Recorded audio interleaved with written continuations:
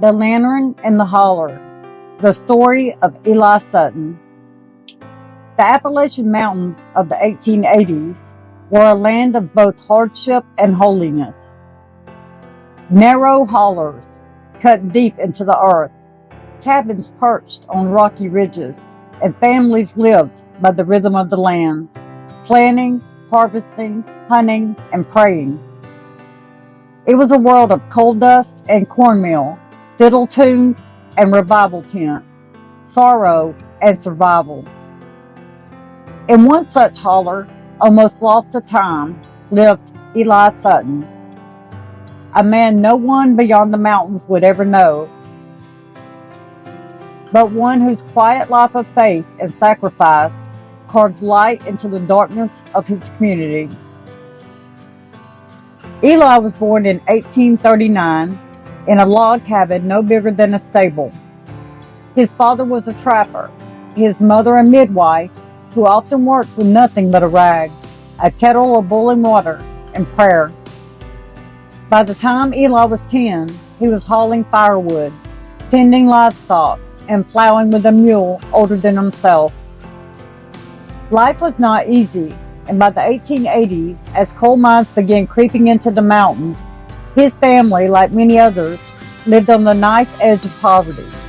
Eli never learned more than a few words from the old speller book, but he carried within him something greater than literacy. He carried a fire for God, kindled in the simple brush arbor revivals that swept through the mountains. The year 1882 was harsh. Illness swept through the hollers. Diphtheria, cholera, fevers that stole children in the night. Men were being swallowed by the mines, crushed beneath collapsing shafts, or consumed by black lung before they ever reached 50. Eli was no preacher by title, but he carried a worn King James Bible in his pocket, its cover soft as cloth from years of handling. Wherever there was sickness, he went. Wherever a miner's widow wept, he sat with her. Wherever children were hungry, he gave what little he had. At night, neighbors would see a flickering lantern moving slowly along the trail, through fog and briar. Eli Sutton on his way to pray with yet another family. The people began to whisper, "There goes the lantern in the holler." He built no church, yet he filled cabins with hymns. He held no title, yet he baptized men and women in icy creek waters. He collected no offering, yet he gave his last portion of beans to a starving family. One story tells of a miner named Caleb Raines, a man broken by drink and anger. When Caleb's youngest son died in the fever of 83, he swore off God and cursed the sky. It was Eli who came to sit on his porch that night, saying nothing for hours, simply being present. At last, Eli opened his Bible to Psalm 34:18. "The Lord is nigh unto them that are of a broken heart, and saveth such as be of a contrite spirit." Caleb wept like a child, and in time, he put down the bottle and picked up his faith again. In 1889, Eli's body was worn thin.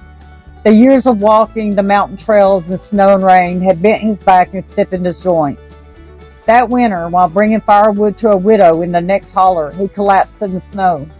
They carried him back to his cabin, but pneumonia had already taken hold. On his last night, Eli whispered to those gathered around, "Don't ever let these mountains grow dark. Keep the lantern burning. Keep the Lord's light on every ridge and in every holler." And with that, the man who never sought glory slipped quietly into the presence of the Lord. Today his grave lies unmarked, swallowed by vines and oak roots. Few know his name, but the people of that generation told his story for decades. Families testified that it was Eli's prayers that carried them through the famine. Wives remembered that it was Eli's presence that gave them strength when their husbands were buried in the mines. Men remembered that it was Eli's words of Scripture that turned their hearts back to God. He left no monument, no church building, and no published sermons, but he left something far greater.